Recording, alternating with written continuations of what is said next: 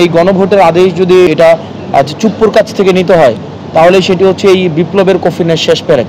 আমরা জানেন যে আমাদের সাংগঠনিক বিস্তার এবং আমাদের সংগঠনকে সুসংহত করার জন্য আমাদের সংগঠনকে দুই ভাগে এনসিপি দুই ভাগে সাংগঠনিক কার্যক্রম পরিচালনা করে উত্তরাঞ্চল এবং দক্ষিণাঞ্চল, এবং উত্তরাঞ্চলের ইতিমধ্যে শেষ হয়ে গিয়েছে সাংগঠনিক সফর, আর দক্ষিণাঞ্চলে আমার আজকে বরিশাল শেষ হবে।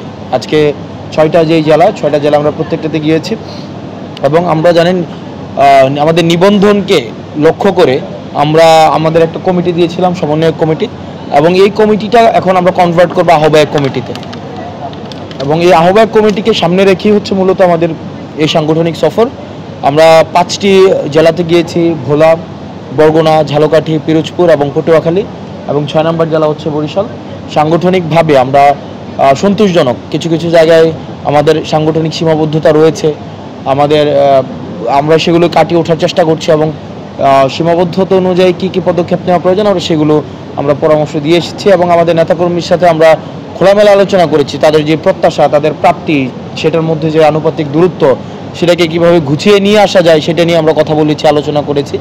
তাদের থেকেও আমরা পরামর্শ নিয়েছি, সেই অনুযায়ী হচ্ছে আমাদের কর্মসূচি নির্ধারণ, আমাদের সাংগঠনিক নীতি নির্ধারণ আমরা করব। দ্বিতীয় যে বিষয়টি সেটা হচ্ছে গণভোটের জায়গায় ইতিমধ্যে আমাদের আহ্বায়ক সাহেব জনাব নাহিদ ইসলাম স্পষ্ট করেছেন, গণভোটের পাশাপাশি যেটি আমাদের আলোচনা হওয়া উচিত সেটি হচ্ছে অবশ্যই আমাদের আদেশ জারি করতে হবে। এই গণভোট এবং এই যে জুলাই সনদের বাস্তবায়ন প্রক্রিয়ার অংশ হিসেবে সেটি গণভোটের আদেশ জারি করতে হবে, এবং আদেশ অবশ্যই সেটি ডক্টর মোহাম্মদ ইউনূস জারি করতে হবে। এখন এই গণভোটের আদেশ যদি এটা চুপ্পুর কাছ থেকে নিতে হয় তাহলে সেটি হচ্ছে এই বিপ্লবের কফিনের শেষ পেরেক। এটা আমাদের জনাব নাহিদ ইসলাম বারবার করে পুনরাবৃত্তি করেছেন, আমরা বারবার করে পুনরাবৃত্তি করেছি। এই ফেসিবাদের যিনি হচ্ছেন হেড অফ ফেসিজম, এটা রাষ্ট্রের সুপ্রিম অফ ফেসিজম, যদি চুপ্পুর কাছ থেকে আমাদের এই অভ্যুত্থানের স্বীকৃতি নিতে হয়, এর থেকে আসলে লজ্জার আর কিছুই নাই।